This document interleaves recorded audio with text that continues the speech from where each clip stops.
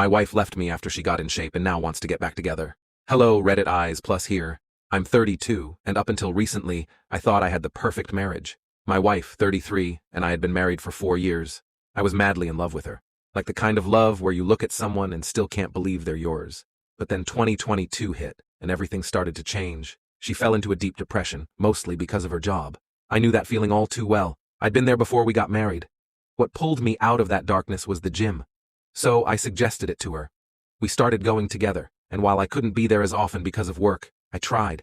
I wanted to be supportive. At first, it was amazing. She was finally smiling again, and I saw the changes happening in her both physically and mentally. She went from being a bit chubby, which, for the record, I loved, to looking more toned. Her confidence shot through the roof, and at first, it was great. She felt alive again, and we were reconnecting in ways we hadn't in a while. Even our time in bed became more passionate, more intense. But here's the kicker.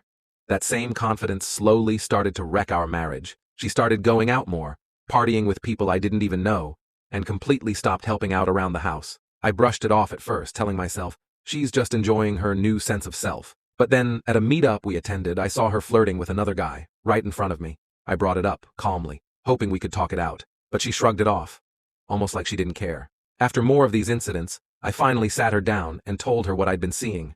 I warned her about how intoxicating this new confidence could be, how it could make her feel like she was invincible. I knew because I'd been there once myself, letting emotions drive me instead of reason. That conversation didn't go the way I hoped. In fact, it was the complete opposite. She exploded. She told me she realized she had settled for me and could do so much better now. The woman who used to be the kindest, sweetest person I'd ever known suddenly became cruel, hurling insults I never thought I'd hear from her lips.